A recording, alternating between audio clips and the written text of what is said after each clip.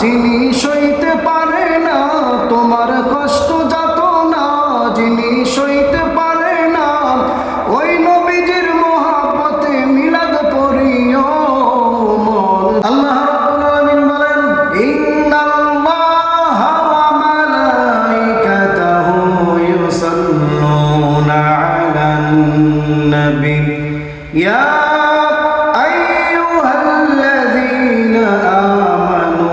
صلوا عليه وسلموا تسليما। আমার বাবাজিরা, আমার বন্ধুরা, আল্লাহ পাক রব্বুল আলামিন বলেন, ইন্নাল্লাহা ওয়া মালাইকাতাহু ইউসাল্লুনা আলান নবী। আল্লাহ রব্বুল আলামিন বলেন, আমি আল্লাহ নিজে আমার হাবিবের উপরে দরুদ পড়ি এবং ফেরেশতারাও পড়ে, মালায়েকা ফেরেশতারাও পড়ে, ইউসাল্লুনা আলান নবী, আমার নবীর উপরে দরুদ ও সালাম আমি আল্লাহ নিজে পড়ি, ফেরেশতারাও পড়ে। এবং আল্লাহ পাক রব্বুল আলামিন দুনিয়ার প্রত্যেকটা ঈমানদারের উপরে দরুদ পড়া আবশ্যক করে দিয়ে আল্লাহ পাক জানায় দেয়, ইয়া আইয়ুহাল্লাযীনা আমানু সাল্লু আলাইহি ওয়া সাল্লিমু তাসলিমা। আল্লাহ পাক জানায় দাও ঈমানদাররা, ও নবী প্রেমিকরা, ও আশিক রাসূলরা, তোমরা যদি আমার হাবিবকে ভালোবাসো, তোমরা যদি আমার হাবিবকে মহব্বত করো, তাহলে তোমরা আমার হাবিবের উপরে অল টাইম সর্বদাই দরুদ ও সালাম করতে থাকো।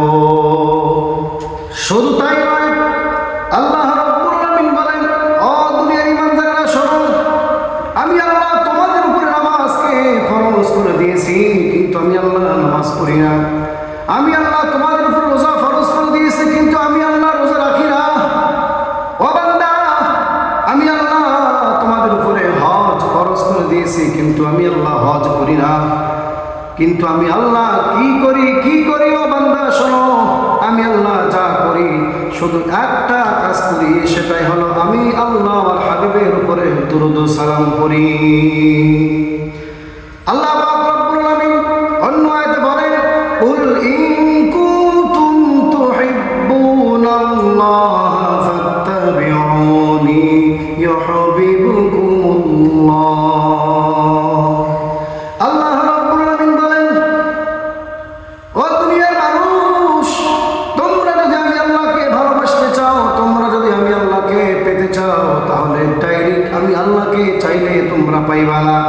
আমি আল্লাহকে পেতে হলে সর্বপ্রথম তোমাদের এক নম্বর কাজ হইল তোমরা আমার হাবিবকে ভালোবাসতে হবে।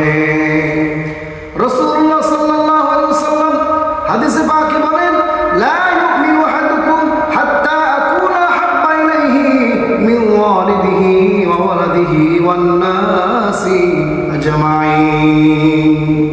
আল্লাহর হাবিব সাল্লাল্লাহু আলাইহি ওয়াসাল্লাম বলেন, দুনিয়ার কোন ঈমানদার যতক্ষণ পর্যন্ত তার মায়ের চেয়ে, বাবার চেয়ে, ধন সম্পদ, নিজের চালের চেয়ে আমি হাবিবকে ভালোবাসতে পারবে না, ততক্ষণ পর্যন্ত সে পরিপূর্ণ আশিক রাসূল হইতে পারবে না।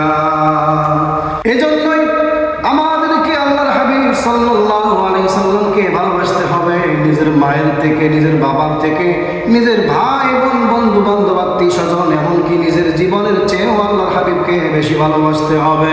এই জন্য কবি বলেন, ভালো যদি বাসতে হয় নবীকে বাসো, মন যদি দিতে হয় নবীকে দিও।